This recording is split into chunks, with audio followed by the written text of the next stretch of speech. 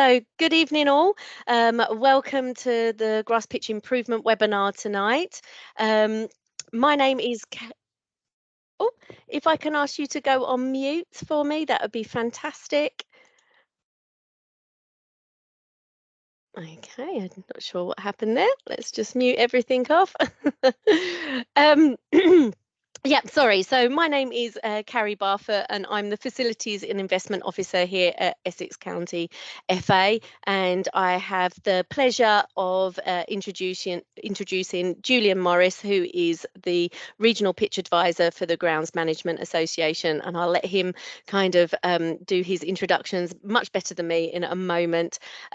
We have got an awful lot to get through tonight, so there's lots of contents for you. I'm going to ask everyone just to keep their cameras off for the moment, and obviously keep yourselves muted. At any time, if you have any questions, then please do unmute yourself and ask Julian a question. That's not a problem at all. There is also the chat function, so if you don't want to speak on camera to all of us, then you can pose a question in the chat box and I will happily read that out to Julian, and we can answer that, so that's no problem. Like I said, this is being recorded this evening so that I can then send you these top tips over once we are finished, and I put it into the YouTube channel. So I'm going to hand over to Julian, and thank you for joining us. Good evening, everybody. Fantastic to see so many people on the call this evening. So much appreciated from me for giving up your time. Yeah, I'm Julian Morris, the Senior Regional Pitch Advisor for football from the Grounds Management Association. I cover a region of 9 counties, one of which is Essex. I work within the Pitch Advisory Service, which, for those of you that don't know, is a programme that is purely concerned with the improvement of natural grass pitches at the grassroots end of the game. So everything from the National League all the way down to pub football pitches on a Sunday. And that programme is funded by the Football Foundation, who are our main partner in delivering a lot of the funds that hopefully people on the call have benefited from. So as Carrie said, quite a bit to get through this evening. Hopefully it won't be death by PowerPoint too much. As Carrie knows, and a few people on the call, I do like to talk, so please do interject with questions. These sessions are really all about yourselves and what you can get from them. No such thing as a daft question, so please do ask as we go through. So we'll make a start. So the agenda for tonight is dealing with pitch use in wet and waterlogged conditions, and that seems pretty apt as we get into this time of year. So we're looking at when is wet too wet, goal area repairs. So I really wanted to concentrate this evening on looking at some of the areas of pitches that can lose as fixtures, and 95% of the pitch might be fine, but we might have those sort of localized areas that are causing us problems. So best practice in season repairs.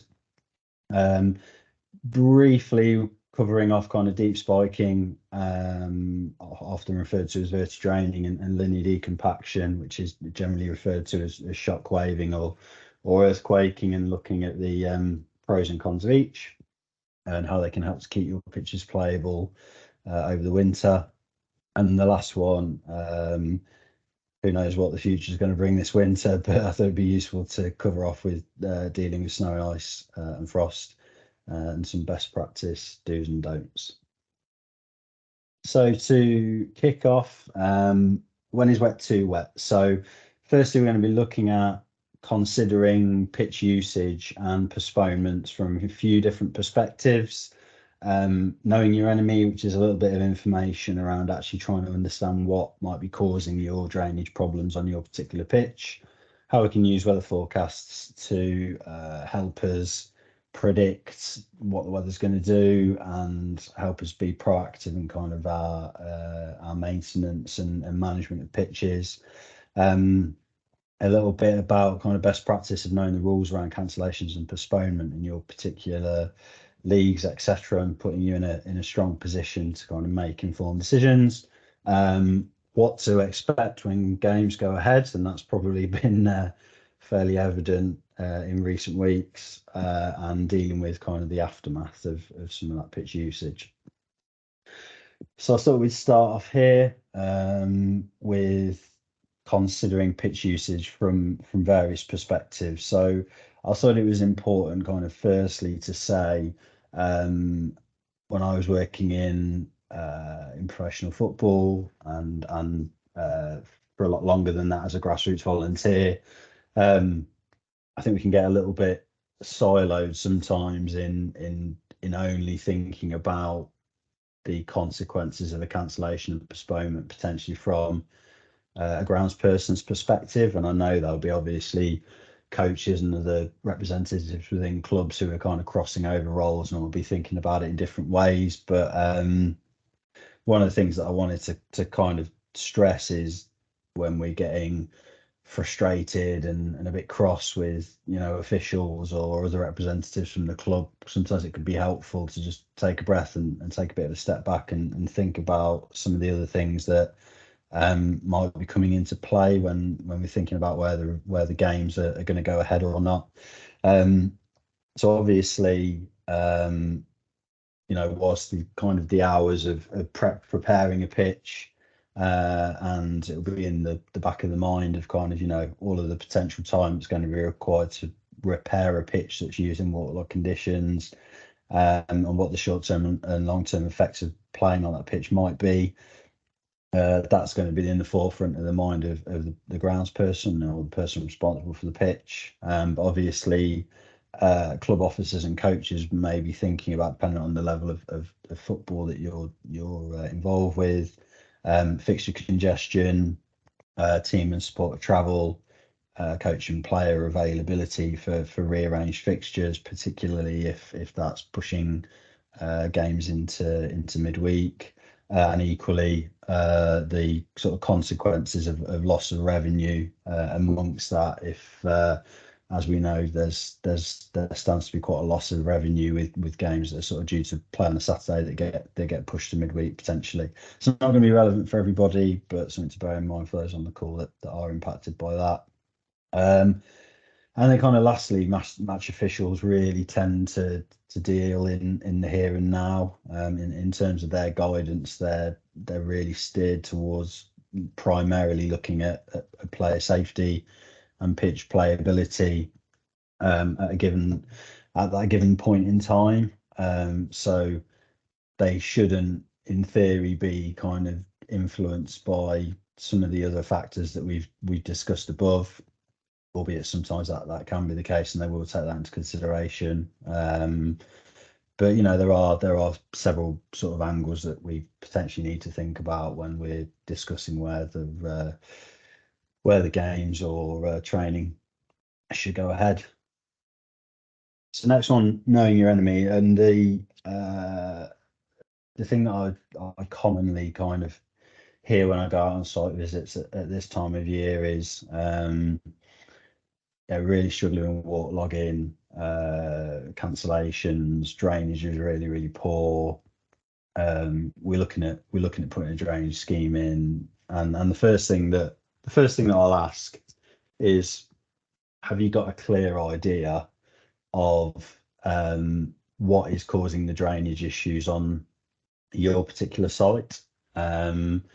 So one of the things that people sort of commonly talk about is a high water table and an assumption that if they've got a pitch that sort of historically year on year drains poorly, that it must be a high water table and that must be what's causing the drainage issues, and that there's groundwater and the water can't get away. Now that could be the reason, but it may just be one of many. You can see in the image on the side there that that's a good example of relatively shallow groundwater, where certainly any surplus rainfall on those soils has got nowhere to go to, and that's when we'd expect to see the water backing up through the soil, and we'd get a waterlogged surface. But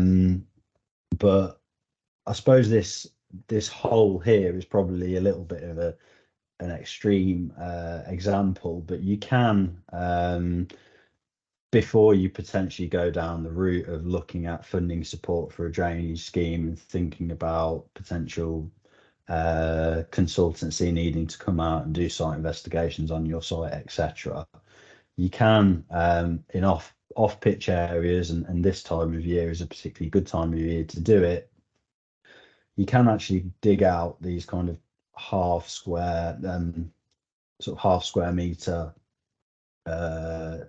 investigation pits, for want of a better term. And some of the things that we'll be looking at if we do that is, am I hitting groundwater, as we can see in the image there? And that obviously kind of gives us a fairly clear indication of, that is going to be the principal cause of our drainage issues, and the considerations around that would be that a drainage system has to be installed potentially above that water table to deal with taking water away into an outfall, and that can come with complications. And one of the things that I sort of stress to people with drainage is it's not straightforward. DIY drainage projects that I've come across almost always, unless they fall into one of the categories further down, don't generally quite do what the people are hoping they do. And certainly in the case of a situation like this, where you've got a water table, if somebody was to kind of take a off the shelf idea what a drainage scheme should look like and kind of put pipe drains in it, 50 centimeters depth, 40 centimeters depth, and sort of run them at a slight fall and try and find an outfall, you might find that that's kind of a completely wasted investment. So that's kind of where those site investigations and consultancy can really sort of come into play and pay dividends. But really, really important to try and understand what's causing the issue. So digging and test pits, yes, it can show that we've got a groundwater problem. The other thing that it might show up, and we can also start to pick up on through those of you on the call that are using pitch power to monitor your pitch quality, is if you've got any issue with thatch layers. So thatch layer is a build-up of dead shoots, stems, roots, etc., from grass plant that die over time, particularly if you've got a lot of annual meadow grass in your pitches. As an annual grass, it dies and goes dormant over the winter when temperatures become cold enough, and as that material kind of breaks down, it can build up between the crown of the grass plant and the soil, and it creates essentially like a mat that basically can behave like a sponge, so it can retain an enormous amount of water. And actually, if we've got quite a significant thatch layer, 1 centimetre, 1.5 centimetres or more, that can be a really sort of contributory factor to surface water problems. One of the next one, kind of one of the most common ones that I come across, can be compacted soils. So if you imagine over time, we've got a lot of traffic going over pitches, we've got lots of footfall from play, we've got lots of machinery going over pitches. People may have been using rollers historically. Essex in particular suffers from quite a lot of heavy clay soils, dependent on the area. So all of this can sort of contribute to getting compacted soils, and what that means is that there's no space within those soils for water, oxygen, and nutrients to kind of travel through the soil and pass through and create a kind of a healthy, well-drained soil. So one of the things that can help relieve that is deep slitting, deep spiking, and those works can help to kind of improve that soil structure. But again, that's something that we can kind of look at when we either dig test pits or we take soil profile samples using, during pitch power inspections, is actually to kind of look at what the quality of the soil is like. Is it very, very tight and dense, and it isn't easily crumbled apart between your fingers, and it's very, very clear that there isn't much room for water, oxygen, nutrients, roots to kind of move through the soil and develop. Or actually we've got quite a nice soil structure where it's potentially quite crumbly and quite friable, and actually it should drain pretty well. So again, something that's important to think about, and what we sometimes see with compacted soils, and what tends to be better news in terms of somebody who's got drainage problems with the pitch, is that we might take a soil profile out to say 20 centimeters depth, and the top 50, 60 millimeters is very, very wet, very compacted, but actually as we go down and we look further down the profile that we've taken, the soil actually starts to get drier, and that can be a good indication that actually at depths the soil, the further down the topsoil and potentially in the subsoil, is actually fairly friable and drier, and actually will take water away. So actually we then need to improve that layer of the topsoil that's kind of slowing the penetration of water down. So again, something else to be conscious of when we're looking at that. And the last one is soil debris and pans. So again, when we're looking at this, is actually as kind of an opposite, and this can also be an indication of a high water table. If you do find that your top 10 centimeters is actually fairly dry, and it actually starts to get wetter at depth, probably potentially earlier than the amount of rain we've experienced recently. But what you might actually find then is that you've got an impermeable layer further down, where actually your topsoil might be quite decent, but you've got a heavy clay subsoil, for instance, or you've got a layer of stones and debris somewhere within the soils that's slowing down the penetration of water.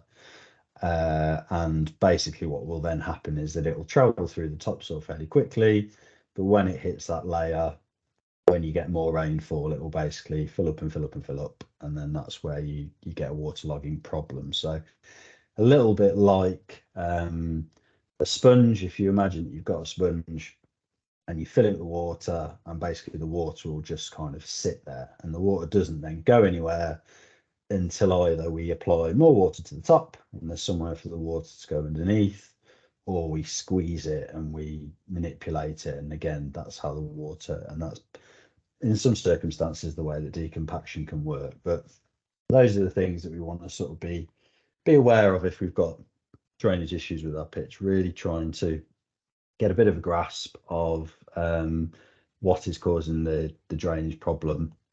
And it could just be something as simple as, yes, you've got very heavy clay soils that percolate very, very slowly, and they just can't deal with large volumes of rainfall within a short period of time. Or it could be something a little bit more complex. But to be able to think about what sort of drainage system might be appropriate, or how we might be able to maintain the pitch to improve the drainage situation, we sort of firstly need to kind of be really aware of what's causing the issue.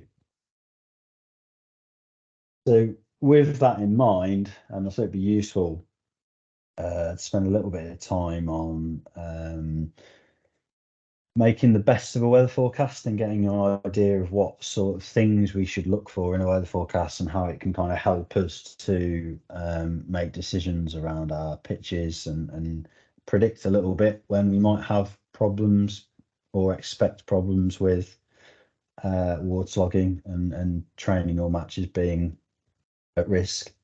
So once you kind of establish that you say is susceptible to waterlogging, and you'll have a clear idea of that. But knowing what the cause might be, and then crucially getting an idea of how much rainfall your pitches can actually cope with before they become waterlogged or unplayable.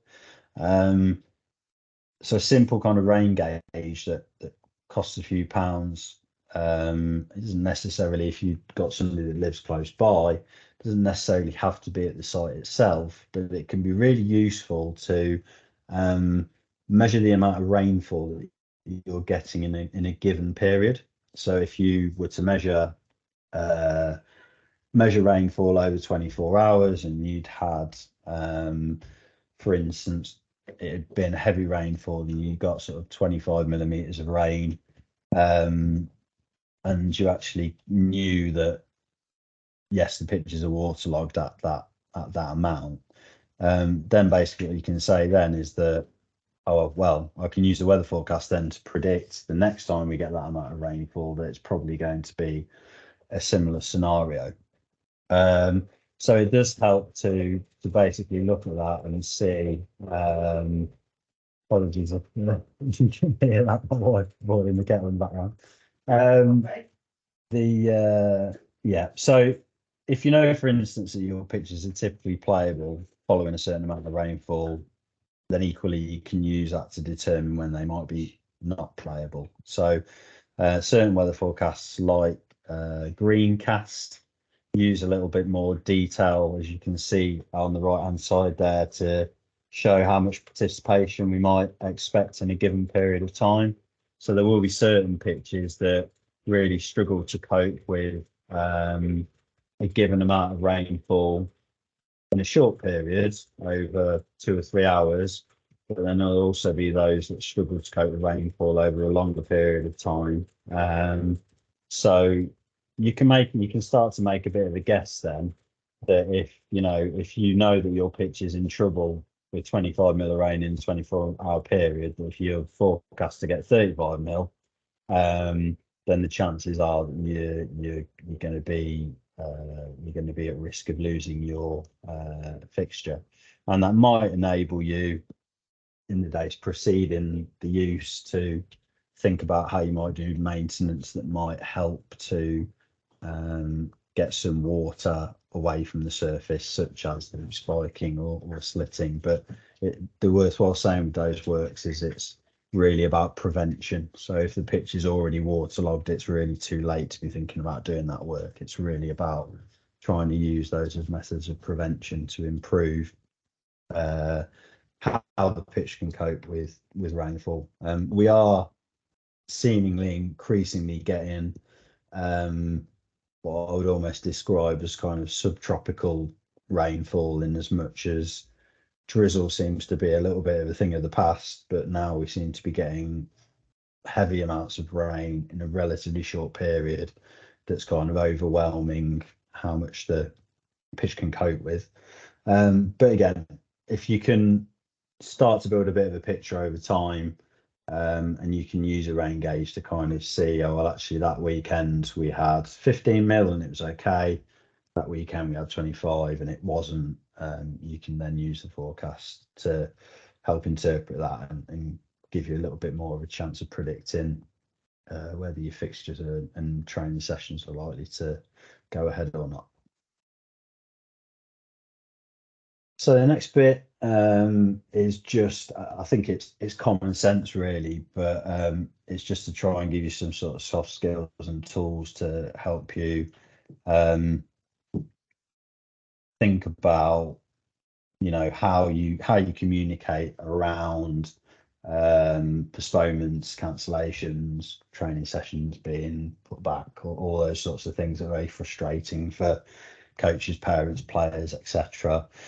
And obviously, the fairly obvious thing to say is it's a good starting point to familiarise yourself with the rules of the respective leagues that you're in, where potential postponements are concerned. Some leagues will allow it to be the home club venue that postpone, but in certain cases it will be down to a match official.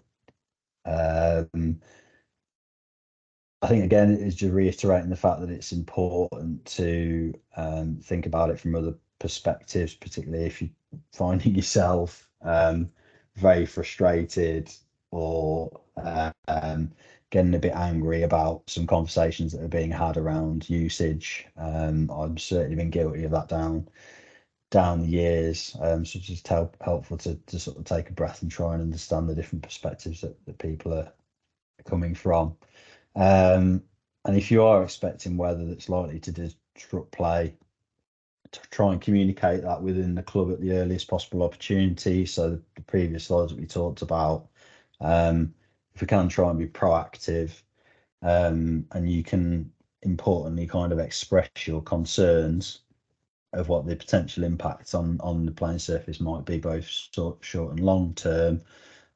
That's going to help to either, if you're a grounds person that's kind of under fire, strengthen your position because you've been proactive and you've said, I've got concerns. This might be the impact if we do go ahead. And then, on the last point, it's just useful to have a decent knowledge of what the time and resources might need to be in terms of reinstating a pitch from a certain amount of damage. So I suppose all of this is just around the importance of kind of communicating with different parties and not doing sometimes what we can be guilty of as grounds people and sort of hiding away and being a bit grumpy and hoping for the best that the referee and the coach is going to kind of make the decision that we want. I tend to find that it's better to try and have a dialogue at an early point. And then if you do find yourself later in the winter with a pitch that's really, really struggling, and games that otherwise probably would have gone ahead, you're in a stronger position then if you can kind of say, well, if you remember this fixture a month ago, I sort of said to you that I was really concerned. I mean, this time of year is a good example. If you get a game played in the wrong conditions at the end of November, your pitch may then really struggle for the remainder of winter. So it's kind of always a bit of a nightmare for me when we have a really dreadful wet autumn, because then what it generally means is that we have poorer condition pitches through the remainder of the winter. Whereas if we have a relatively dry run up to Christmas and the poor weather kind of comes in January, February, at least it's kind of like, your early spring is sort of around the corner a little bit. So again, just really important to think about that, and sort of, we don't want to be writing a pitch off before we even get into the real kind of difficult bit of that winter period. So game on. So what to expect if a game goes ahead? So that picture there was one that I took to document the damage from a first team training session that I had when I was working at Coventry, and that was a good example of me saying, please don't train. Coach, manager said, got a game tomorrow, we've got to do our session.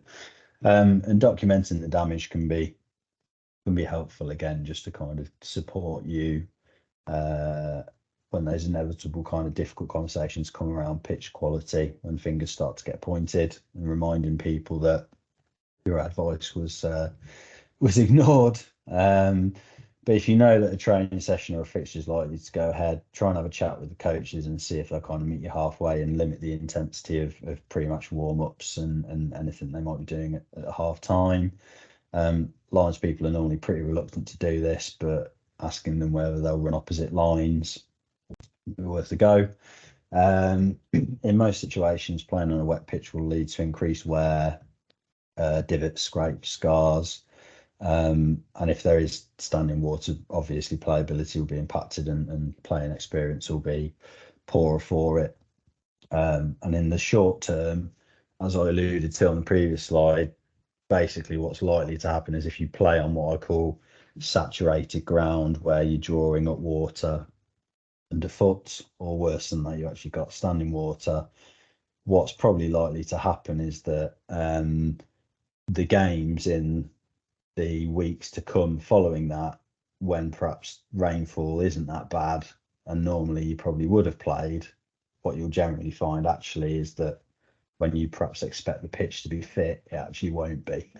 So that's worthwhile bearing in mind, is that there is a bit of short-termism that can go on for some of the reasons that I've spoken around already. And sometimes that's unavoidable, but we've also got to kind of be aware what the consequences of that might be.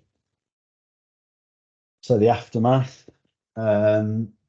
So this picture here on the right hand side is an interesting example, and the eagle-eyed of you might be able to spot the holes in the playing surface. And this was an example of a manager saying, we've got to train, got to get the pitch playable. Can you deep spike it and get the surface water away?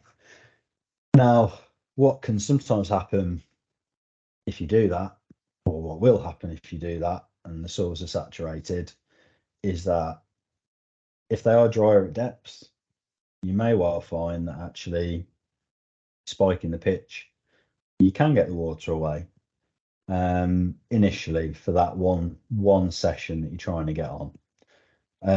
The flip side is, and was what happened here in this particular image, is that if you imagine running your finger down wet plasticine and kind of the smearing effect that has, when you drive a vertidrain tine or a solid tine into the soil, when that soil is already saturated and wet, that basically has the same effect. And what it does is it creates a sealed hole.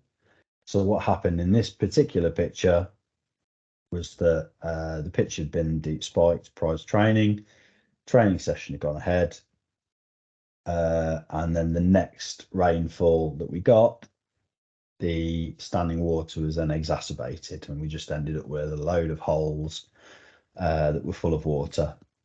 So again, unavoidable in a professional football environment. Unfortunately, our particular pitches there didn't have drainage, and they were natural soil, so it was tricky to get about 12-14 hours use a week. So that was quite a difficult circumstance there, but again, just a good example of things to be aware of when we're trying to time deep spiking works.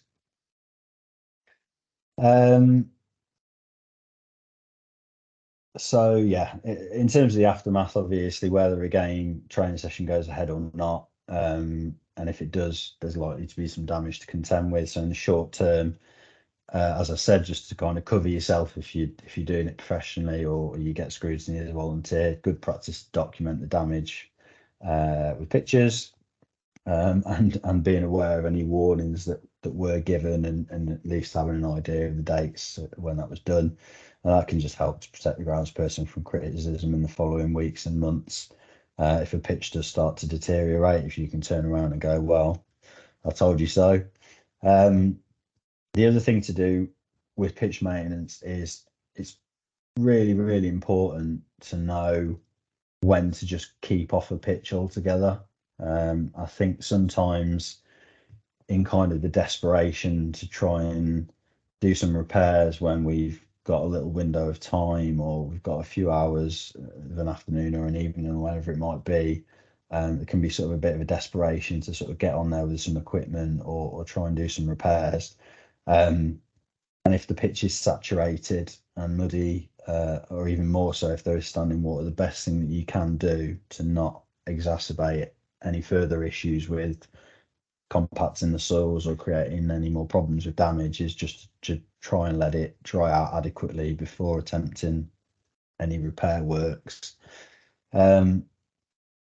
Obviously, if you are desperate to get on, anything that you can kind of do on foot, so divoting or anything that can be done with hand tools, you'll be able to do that before you can think about getting any machinery onto a pitch.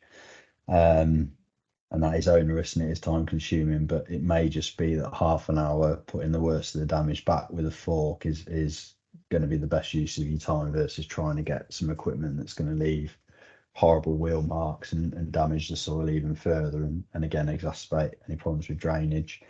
In my experience, the absolute number one thing to not do at all, but certainly not in these conditions, would be to go anywhere near it with a roller.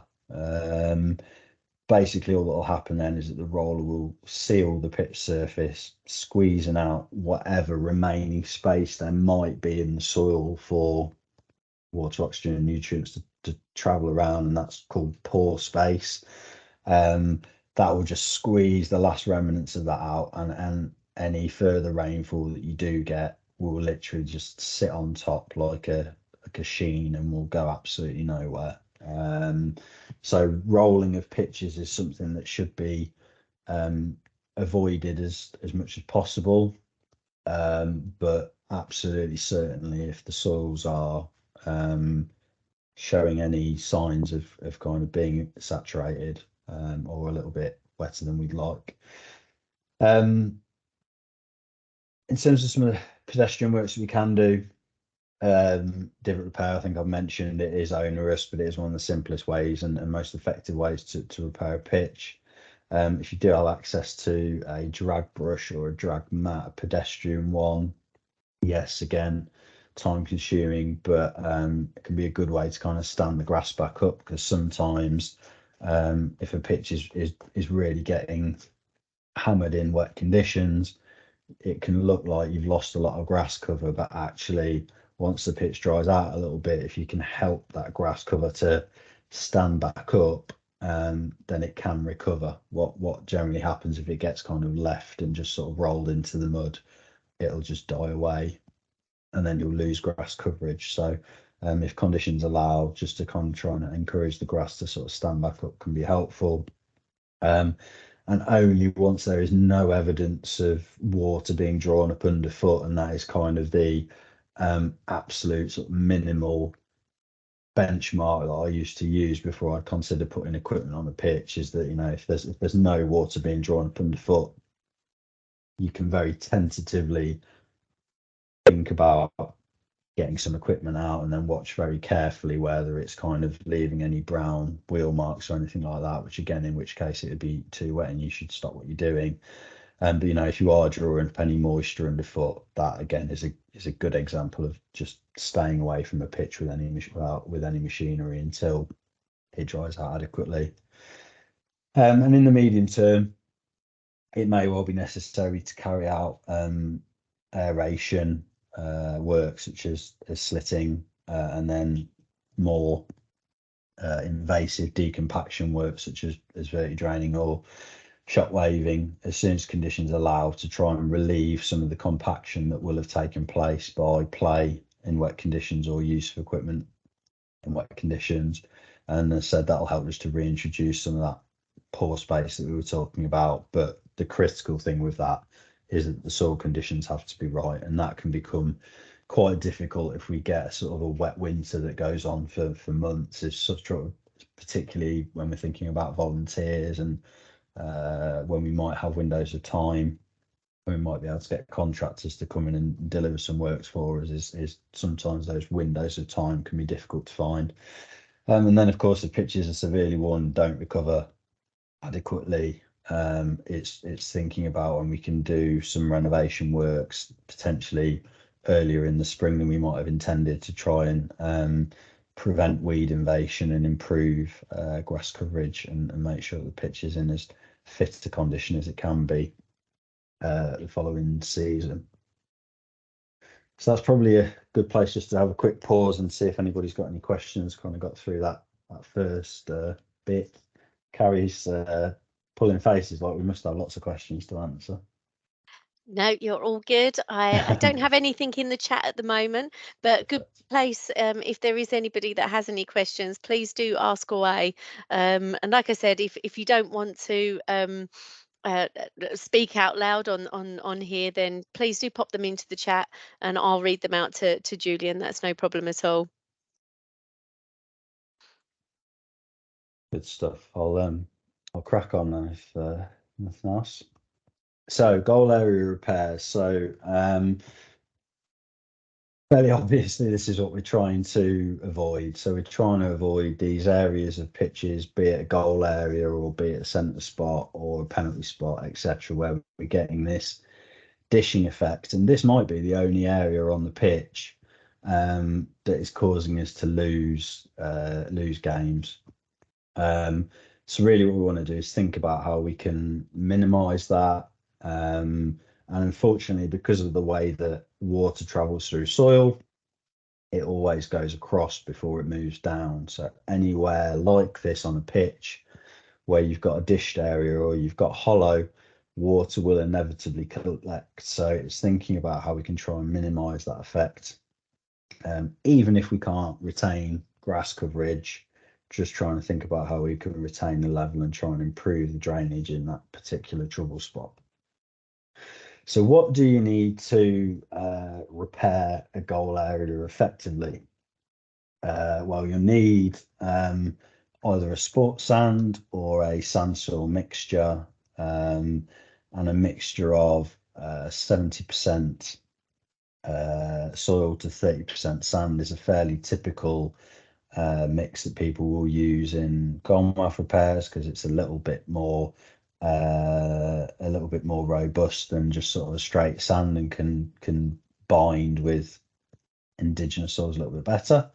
You'll need what's called a pan shovel, which is in the next image across, and that just helps you to apply the sand in an even thin layer, wheelbarrow fairly obviously, garden fork, some grass seeds, as long as the growing conditions are appropriate. And then the last one that can be really useful is a polyurethane plastic rake. So I'll explain a little bit more detail on the next slide how to use those and the steps to do them in. So we've got our bare goal area. So if you look at that first image, if you imagine that's your bare goal area and it's dried out adequately, or we know that we've got a game in a day or two when the forecast's really, really poor, and we've got an area that historically collects water, and we're thinking about how can we try and make sure that we've got a better chance of getting it playable. So the first thing to do is to use that fork and make some holes. So at 4-inch or so spacings, this is a verti-drain hole pattern that we've got here.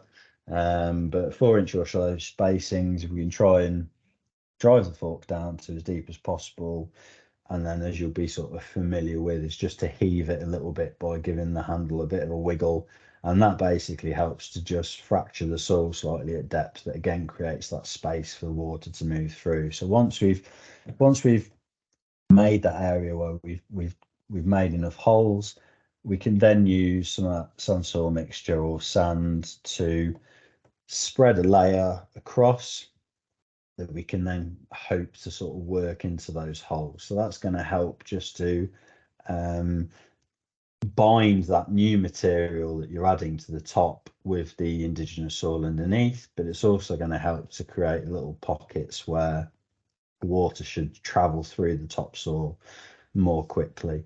And the really important thing to say here is that it's much better to do this little and often. So sand and any material that you're adding to a goalmouth will bind better with the existing soil if it's applied little and often. So a slight dusting, and that's really, really critical if you've actually still got a decent covering of grass on that area that you're repairing, because if you apply too much in one go, it will smother that grass that's underneath and sort of kill it off. So little and often in terms of localized problem area repairs, and then hopefully you get something that looks a little bit like that third image where you've got a light dusting of material, but you can still see the grass leaf that's kind of poking through the top. If soil conditions allow and we've still got the growing temperatures that are sort of anything north of, realistically, to establish a goal area, probably north of 10 degrees, it can be worth a punt to distribute a little bit of grass seed in that area as well, and try and combine that with the repairs that you're doing. But I often kind of hear people at this time of year going, "Oh, there's no point me doing that because we're never going to get any grass back." And actually, the point from the first slide where we've got that area is that if we can just keep that area level, that's a big win in itself, because that means that we're far less likely to get that ponding and get that issue. So yes, we might not have a green goalmouth. We're probably not going to be able to retain a green goalmouth, but actually if we can retain a level area, that does one or two things. It minimises the risk of cancellations and water ponding in those areas during the winter. It also means you're going to have a much easier time of it when you're coming to do renovation of goal areas in spring, because basically you'll be seeding into a nice even area that is already at a level with the surrounds. You're not having to look at rotating an area and adding a lot of new material and stringing across to try and bring it to a level and all of that sort of stuff. So if you are finding that you've got an area like in the first picture, waiting for that water to drain away, and then gradually once a week or so just adding a little bit more material, following the steps that we've spoken about, just until you can get the area back to the same level as the surrounds. You can use a straight edge, or you can use the string or whatever you need to kind of do that gradually. That'll just help to keep those areas in play. And then once we've kind of done the sun soil dressing, we've added a little bit of seed, and really it's just got, you can use the back of that plastic rake to kind of work the material around, and then you can flip it over and use the front then just to sort of gradually tease it into those holes that we spoke about. And particularly if you are working into grassed areas, you can help just to kind of tease that grass back up and make sure that we've sort of not smothering any of the grass that's underneath, but nice and gentle with that. And then probably not so appropriate for this time of year, but if you are trying to re-establish goal areas, particularly during the growing season, use of germination sheeting, or more cheaply and readily available scaffold netting to cover those areas up. It's going to keep the pests off it, but it's also going to kind of really help to speed up that germination, so that any natural rainfall you do get, or any means that you might have of just watering a localized area like a goalmouth, it's going to improve your chances of getting that area to re-establish. And obviously there'll be sites that are open space, that are publicly accessible, where that those sorts of sheets are likely to just get ripped up and vandalized or whatever it might be. But the good thing with scaffold netting, if you go down that route, is it is cheap. You can get big long lengths of it for about 50 quid, and it's not probably an enormous loss if it's down for a couple of weeks and you kind of have to replace it a few times. But yeah, so that's that in essence is kind of the key bit. So it's really trying to keep your level in terms of the area, and then sort of follow those steps to sort of try and make sure that that area drains away as well as it can, and gives you a better chance of renovating them properly at the end of the season. Carrie, I see you got your hand up. Yeah, just a question that's come in. When you say to add sand soil mixture to Yeah. the fork holes, are you meant to fill those? Oops, sorry, something flipped up there.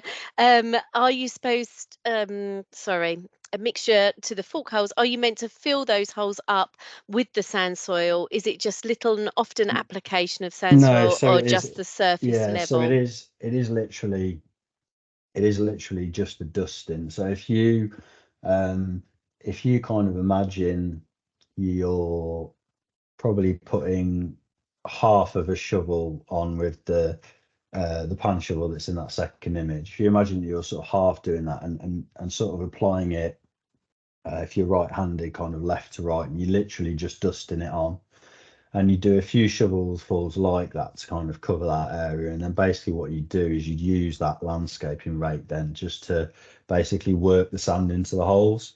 So you're not having to sort of individually fill holes or anything like that. It's really just trying to do little and often applications.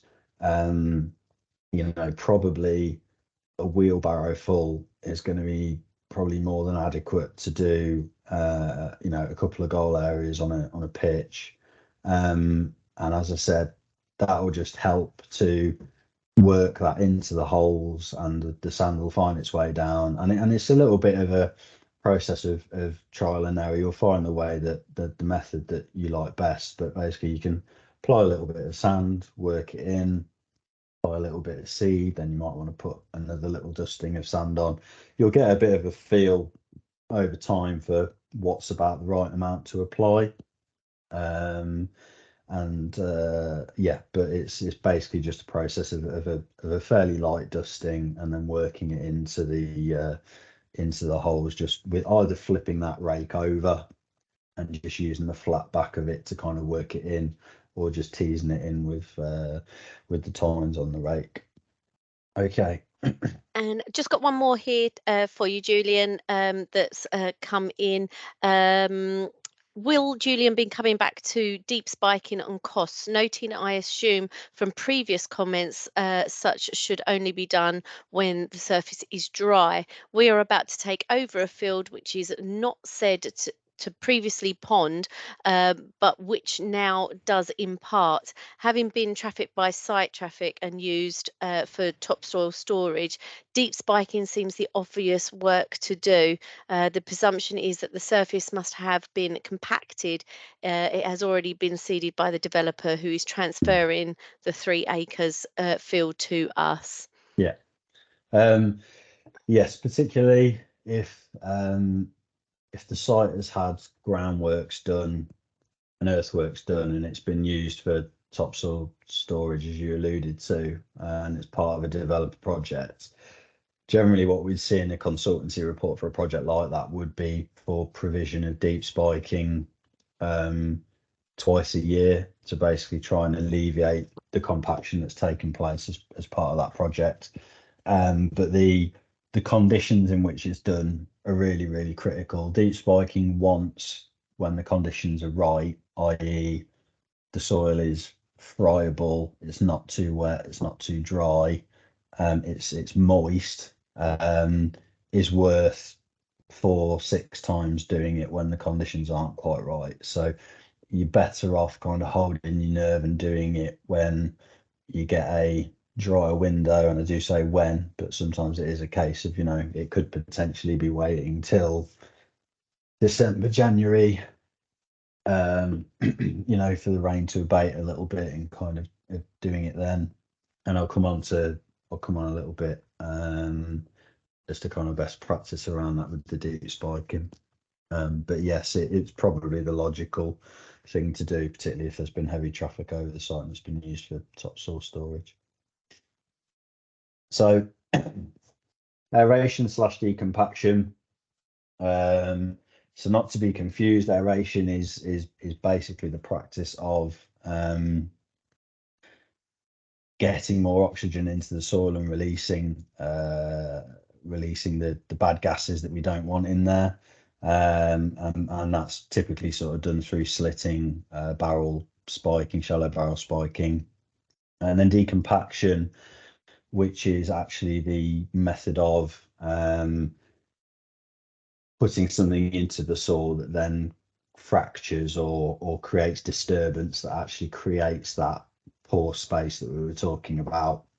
And deep spiking verti-draining is probably the most common of those. So that's that image that you can see at the top there of the tines going into the ground. There are also linear aerators or linear decompactors, I should say, such as the shockwave machine at the bottom, that create a long continuous slit.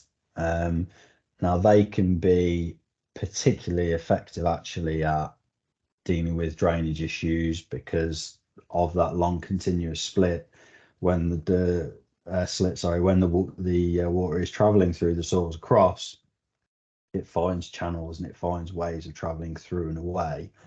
The one thing to be particularly conscious of with that method is that if you've got stony ground or you've got stony soils, because it's essentially long rotor knives that kind of work their way through the soil in that linear method, it can bring up some debris behind. So just something to be a little bit conscious of, you thinking about doing that.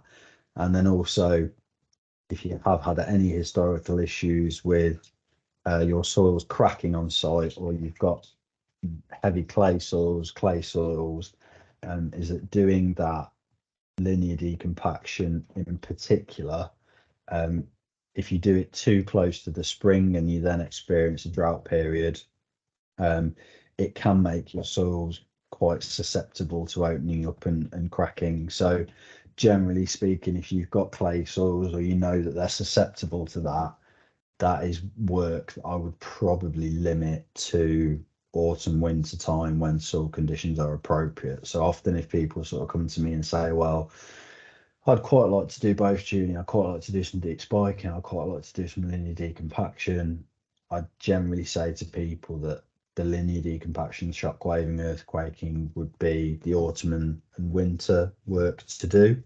And then you could potentially look at the verti-draining deep spiking in the early spring.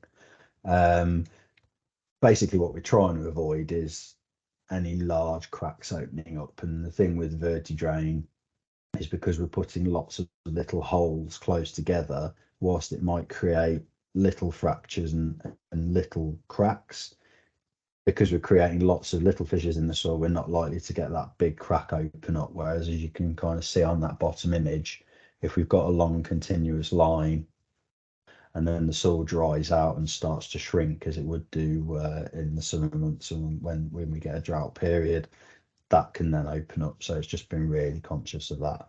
And the middle image, which is kind of the more typical slitter that you'd use on maybe a monthly basis during the autumn and winter. Again, that operation can just help to complement those other works that we're doing, but that would typically be done on a more frequent basis than the other two. But again, just be a little bit cautious if you've got heavy clay soils and you suffer from cracking, the timing of when you do that work. So before I move on to the last section, has anybody got any other questions around verti-draining, etc.? I know it's an often discussed subject, so happy to take a bit of a pause if anybody's got anything they want to ask around that. Just have one come into the chat that says, sorry, so how soon after the repair and covering can you play on the area? In terms of the goal area repairs, presumably I we're presume talking so. about. It really kind of depends what the aim of what you're trying to do. If you are trying to reinstate grass coverage and you're wanting to get your goal mouth back for a following season, and you're trying to get 100% grass coverage back essentially, then obviously there's going to be a period of time that you need to try and keep that area out of usage. Now, the use of germination sheets, etc., will help to speed up the germination, and that might mean that it's 4 weeks rather than 6, or it's 6 weeks rather than 8. But a very typical kind of off the shelf time scale to completely re-establish an area from scratch would be to sort of try and keep off it for 6 weeks. But if we're talking about just in-season repairs where we're trying to maintain a level and we're just trying to keep areas in use, then you can do that sand dressing and sort of play on it straight away. Probably not that desirable if you poke loads of holes into it. It's probably the sort of work that you perhaps want to do at the start of the week if you've got a game at the weekend, because it'll obviously soften it up a little bit and make it a little bit more susceptible to cutting up in divots and stuff. But basically, if we're just trying to maintain a level and sort of keep an area at a level, we can sort of continue to play on that throughout the winter. Equally with the grass seed, it's a relatively small area, so you can kind of chance your arm. You're probably not going to get a huge amount of establishment in a goal area if it's continuing to be used regularly in season, but it can be worth sort of persisting with whilst temperatures are there. But yeah, certainly if you're looking to kind of fully re-establish the area, then you'd be probably ideally want to stay off it for 4 to 6 weeks. And really, it's a question of once the grass is established, having a good look at how actually strong it is and giving it a good pull. And basically, if it starts to pull out and the roots aren't developed enough, then you can obviously imagine that what play is going to do to it. But kind of all of the good practices around regular mowing, fertilization, etc., will help to establish those areas more quickly. But germination sheets, those kind of covers that we spoke about, are only really there for the first probably 2 weeks after we start to see some germination, just to protect and support that area and establish it more quickly. Another couple just come in, Julian. So, with regards, I presume, to the have we got a rough guide as to what it would cost for deep spiking, please, in terms of like a men's full size 11v11? Yeah, so it does vary quite a lot depending on where you are in the country, as everybody will be fairly aware. Kind of the southeast tends to be a little bit more expensive. Anybody that's had a pitch power report done or completed will have guideline costings attached to each operation. But our top end guideline price for a full size adult pitch, I believe, is I think £650 currently to have a full size pitch deep spiked. So it's a lot of money, but beyond kind of mowing and marking, deep spike and decompaction is probably the next most important task that you could look to do in terms of improving the quality of your pitch, because essentially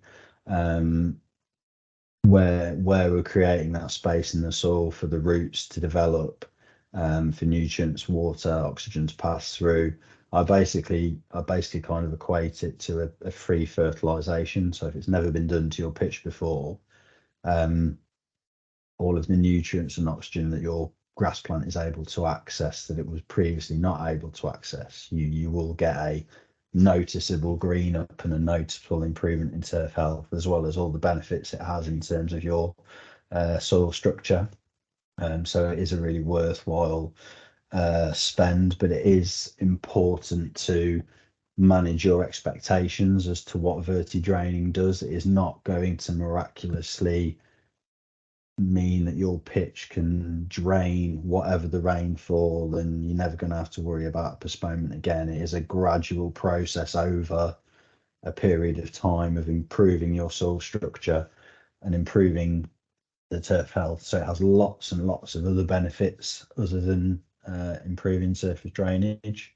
If you do want to do decompaction solely with the purpose of drainage improvement in mind, then the shockwaving or earthquaking is probably the way to go. But just bear in mind those kind of slight risks that I mentioned earlier around stony soils and potential for surface cracking.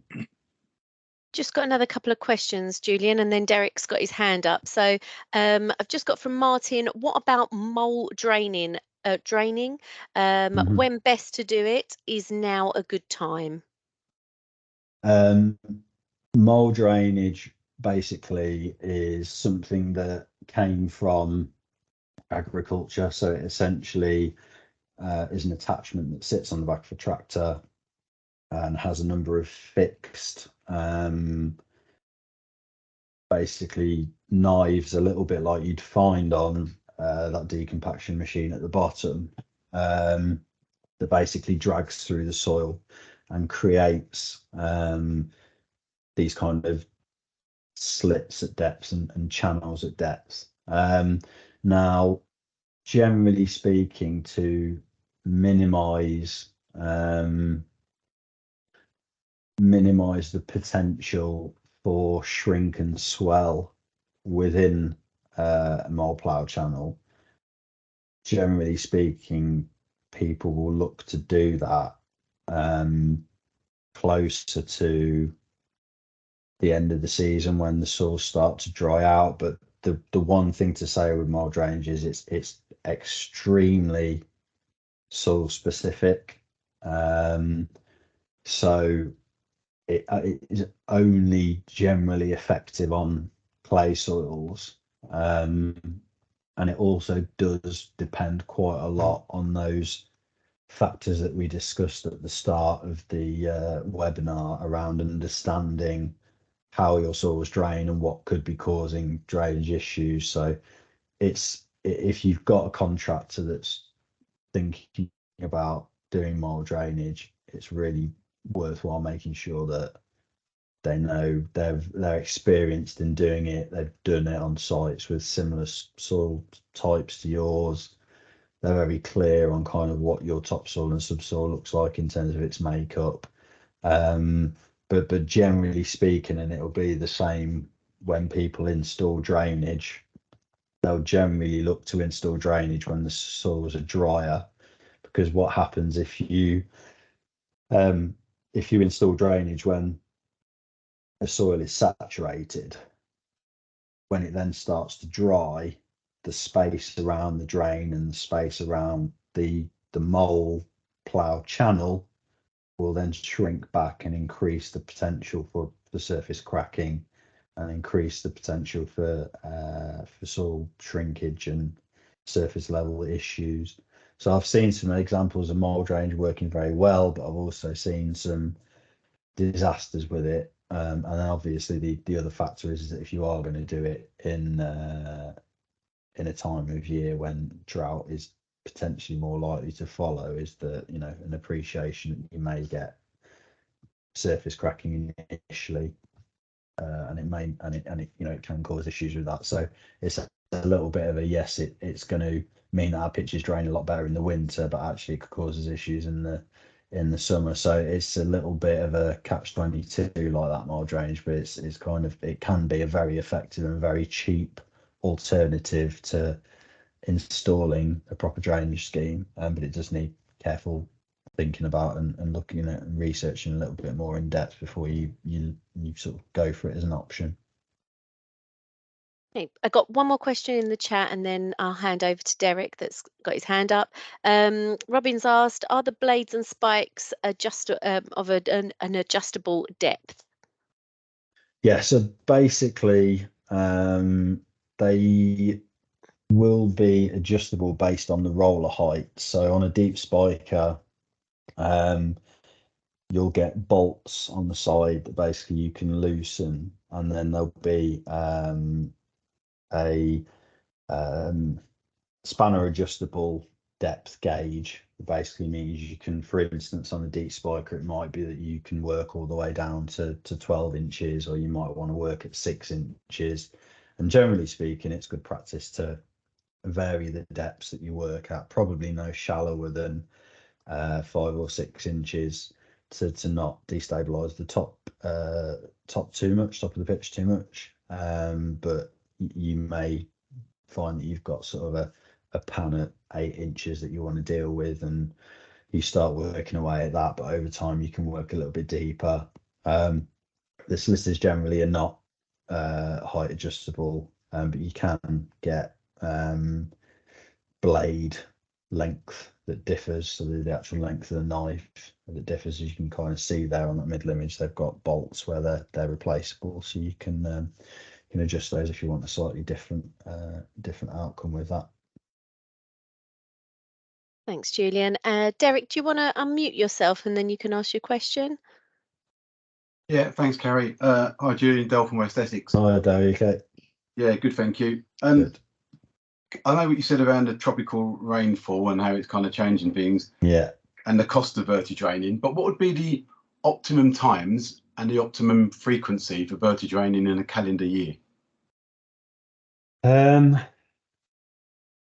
Again, it's a difficult question to answer, because if you've got the right soil type that's kind of consistently friable and consistently moist rather than wet, and it's getting a lot of traffic and a lot of play, you could be doing it monthly, potentially. But if you've got soils of a particular type that are seasonally wet, it's really about trying to take a few profiles out and really get the work done when the soils are kind of at their optimum, in terms of being moist. So, they're not too dry, not too wet, and that's really when you're going to get the best out of them. And during that period, when the soils are like that, you can do it more frequently and it'll be of benefit.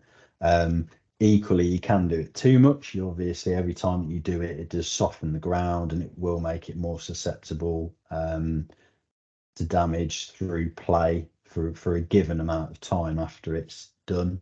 But it's a difficult question to answer, because it really is very specific to the soil conditions. But typically, it would be kind of that autumn, pre getting very, very wet in the winter, and equally early spring when the soil is dry enough after the winter, but before it starts to get too dry, kind of as you get into the late spring, summer. So that would be the kind of the typical times to do it. But it is going to depend quite a bit on the soil type. Derek's just popped in the chat. It's very clay based where they are. I know, I remember. Yeah. So yeah. So, it's going to be a case of kind of, trying to take a few samples out now and actually seeing, is it crumbly, and is the soil moist to kind of moist wet, and at that point it might be okay. Or actually, if it's getting a little bit too far and it's clearly saturated, then you'll have no benefit from deep spiking at all. And it may then be that you've just got to kind of hopefully wait until any wet period abates a little bit, and you get a little bit of a dry spell to try and then time that. But it is a case of just kind of monitoring the wetness of the soil, essentially, and trying to time it when it's ideal, which can be difficult. But it is a case of doing it once in the right conditions is better than doing it several times in the wrong. Yeah. Okay. Cheers. Thanks, Julie. All right. Good stuff. Move on to the last bit then. Good. Yeah. Perfect. So dealing with snow and ice frost. I don't know whether we're going to get any. Who knows? We'll see. White Christmas or not. But I thought it'd be useful just to sort of cover off a few of the kind of the main points regardless. So the first thing to kind of say with snow and ice on turf frost is that it's not harmful to the grass plant in principle, and can be left to melt. Certainly if there's no immediate need to clear snow in order to facilitate play. There are a few points to consider. If the ground underneath is frozen, what will happen is that any snowfall on top of the frozen ground will insulate that. So actually, when the snow starts to melt, you've essentially got a frozen surface underneath that's going to be very susceptible to being waterlogged, and obviously the water penetrating quite slowly because the soils are still frozen. That will, however, reduce the chance of some turf diseases that can develop under snowfall.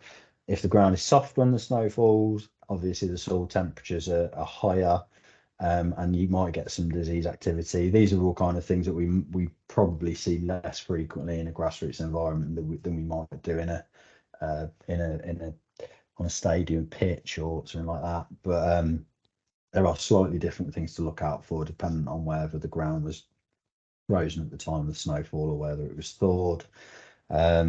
Like I said, don't expect a surface to be playable simply because the snow has melted. You'll probably find that following significant snowfall, that the chances are the soil is more likely to be saturated than not.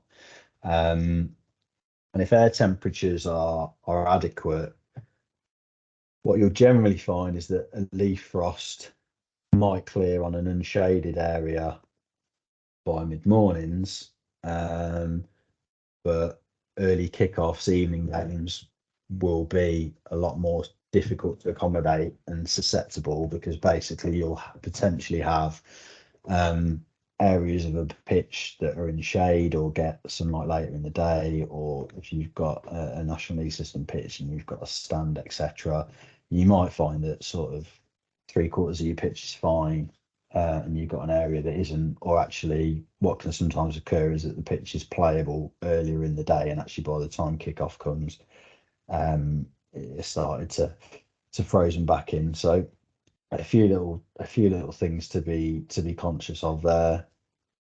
And in terms of best practice, when there's a leaf frost, avoiding any foot traffic or taking machinery on the turf when there's a leaf frost. This will basically bruise the grass, as you can kind of see in that image there, leaving anything from black footprints to black and damaged areas, depending on the extent of the traffic. And obviously the thing to think about at the time of year when you're likely to be getting that is that the grass is to all intents and purposes going to be dormant, so it's not really going to recover. You're probably going to see that damage for weeks and potentially months to come.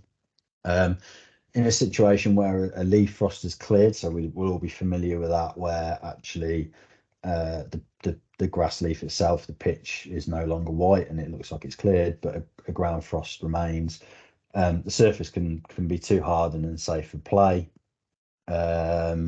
or the top inch may have softened adequately to take a stud, but the remaining soil can remain frozen. And then what can sometimes happen is when a boot travels through the top of the pitch, you can actually get like a shear. So you can sometimes get really bad damage where kind of the top of the pitch kicks out from actually the root underneath, because the top's softened up, but the rest of the pitch hasn't. So worth always sort of carrying out checks to all areas of the pitch, and particularly bearing in mind that worn or bare areas, like those areas that are kind of devoid of grass cover, like a goal mouth, etc., are much more likely to be rock hard and unplayable than an area with really good grass coverage. So that's something else to consider, that if your pitch has got a really good covering of grass, it's more likely to be playable than a pitch that's already had a lot of wear to it,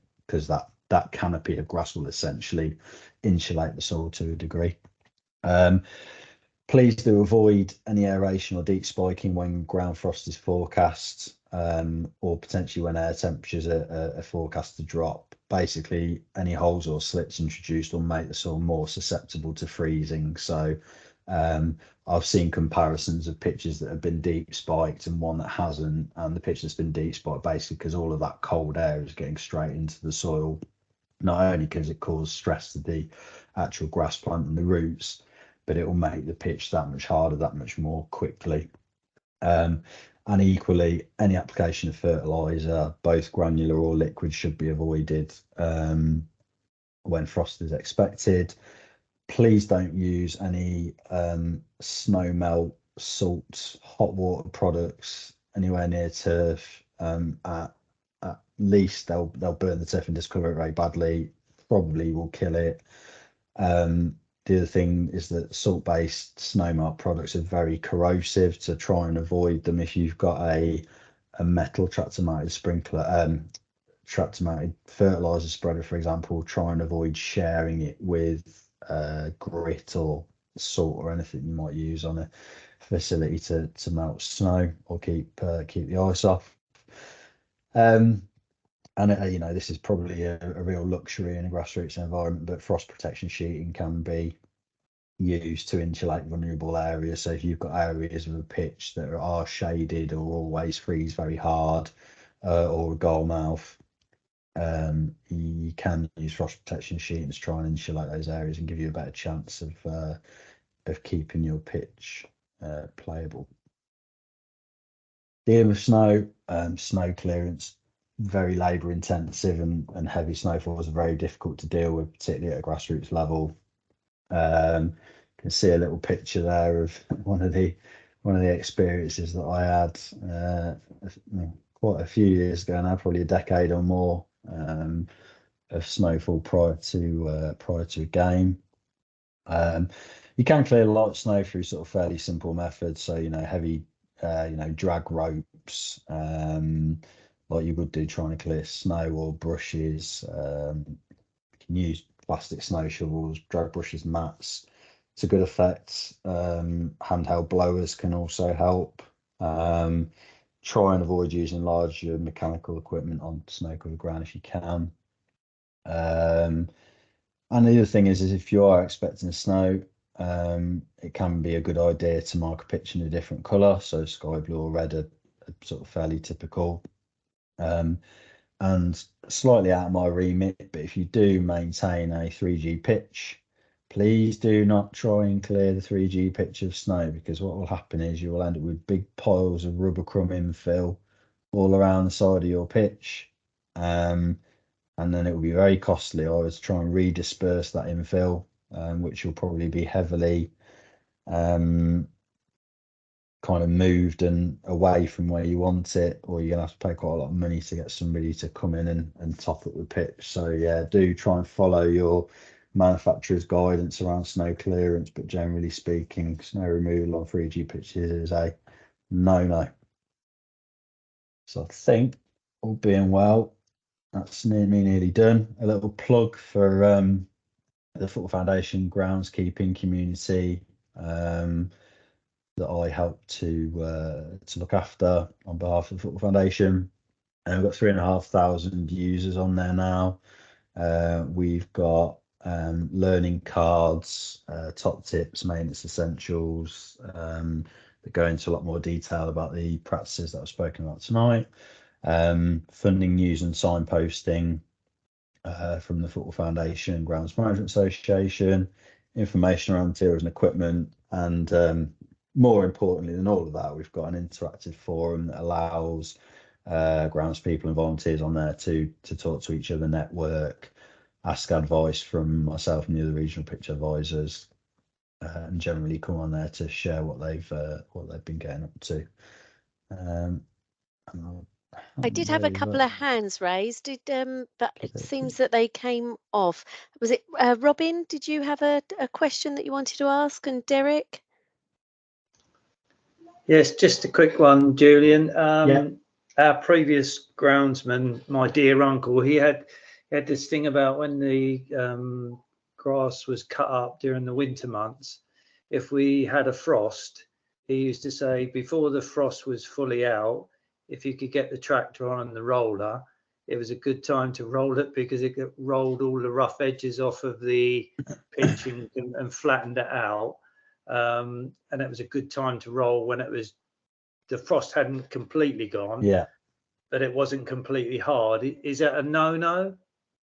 I mean, again, it's just about the damage that it might do to the soil structure. There's a degree of logic in that, in as much as if the soil is firm to a point, and it's essentially replicating what you'd see if the soil was moist rather than wet in terms of its makeup. I mean, it's not something that I generally recommend, but you know, it can be a case of, you know, if needs must. I think the thing that you generally find with rolling is that if you are forced into a situation where your pitch has been really churned up and you're having to use a roller, the main thing is that the earliest opportunity after that is to try and relieve that compaction that's been created by the roller through some sort of aeration, whether it's slitting or use of a grooming tool like a quadruplay or doing something to try and alleviate that compaction that the roller will create. So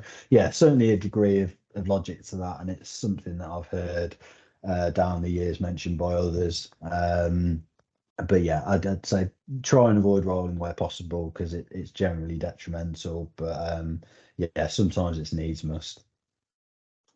Just had Derek. Oh, sorry, Thanks, Robin. Julie. Thank you. No worries. We had a hand up from Derek, and then we'll come to Clive. Yeah, hi. I'm not sure it was really, I don't know the question. It's a general question around pitches, not just around winter months, right? So why is it that pitches are often considered dangerous and unplayable through ground frost, but not in the summer when they're bone dry and rock hard? I don't know if that's a question for Julian or for you, Carrie. Yeah, I mean, it's what differentiates the two? there isn't a difference really. There isn't a difference really, other than the interpretation of a match official as to the only difference that you might experience, that you don't necessarily have the same issues with grip on a hard pitch in the summer as you might have on a ground frosted pitch in the winter. But yeah, I mean, from a player safety perspective, there probably isn't an enormous amount of difference.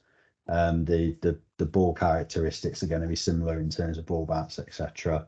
But yeah, I mean, it's really kind of a match official situation. If you haven't got match officials kind of, trying to use the fit for play guidance to determine whether a surface is safe or not, but there are similar factors at play around the hardness of the surface, whichever time of year it is.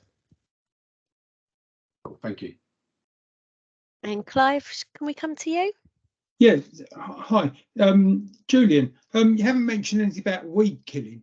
We had some really good results from weed killing our pitches and then reseeding them, just getting more grass onto the pitches that kind of held more water and actually reduced, that slimy layer on top when you just haven't enough grass. We had major success with that. Yeah. I mean, I tried.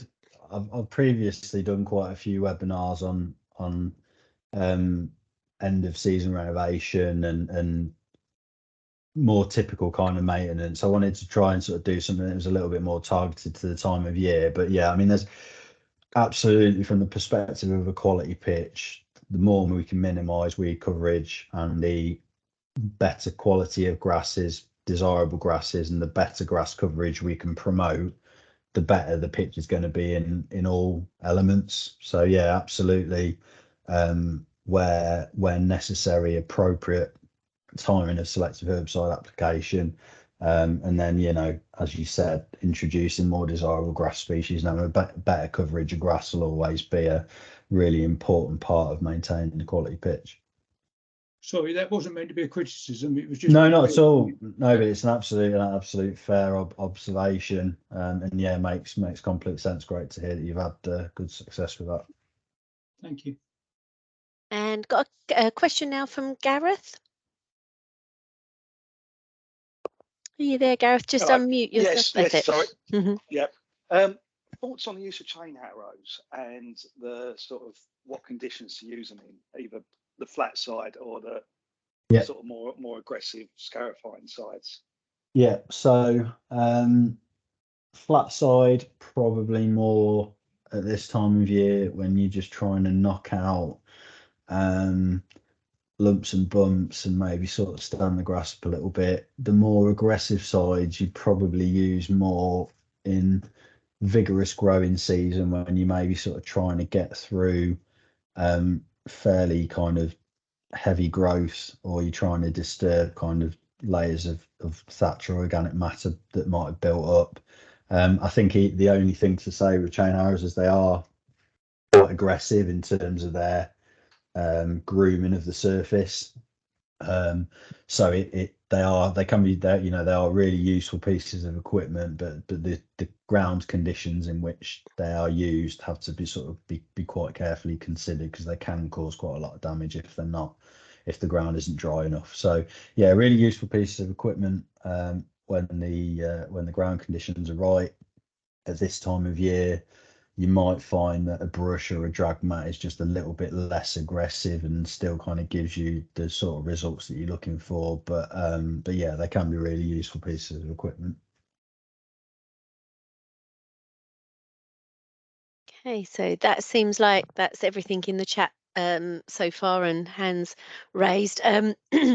Just really for myself, to anybody that perhaps doesn't have a pitch power report that's been carried out on your site, if that's something that you would like to do, then, and you would like to receive more information about it, then please do get in touch with me. Obviously, it's a way of looking at the quality of your pitches and to get some really good advice from Julian as to what needs to be carried out to improve your pitches.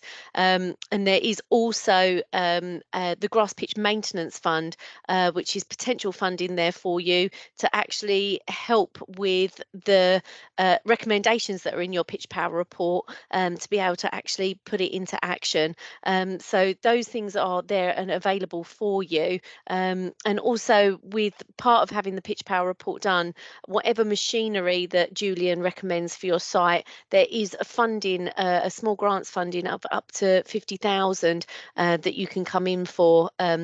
Obviously, a contribution of 25% needs to be made by the organisation, but there is funding available to help you with any of these grass improvements. So if there is anybody that wants to get in touch with me about that, please do. Obviously, from today, you've all got my email address. More than happy to have a chat with you about that, and yeah, get some improvements on your pitches. I think that's about everything from me, Julian. Is there anything else? No, I've run slightly over, as is my way. So 3 minutes isn't bad. So no, that's great. Hopefully people found that useful. If you do, as is often the case, if you hop off this evening's webinar and you think, oh, I didn't ask that, or I didn't ask that, then please do get in touch with Carrie or myself, and any questions that you've got. Absolutely. Please do fire them over, and we'll look to support you however we can. I will send out this recording to everybody, and also the slides that Julian has shared, so you have that information. And what I will ask is on the email is give us your feedback. What other webinars would you like to see in the future? What do you need to know about? How can we be helpful to you? My whole role is about pitch improvements and facilities, and that's what Julian's all about at the Grounds Management Association. So please let us know what you want, and we're put on the things that you feel you need to be supported in. But thank you so much for joining us on a Monday night. It was lovely to see so many of you, and we look forward to seeing you all again. Thank you.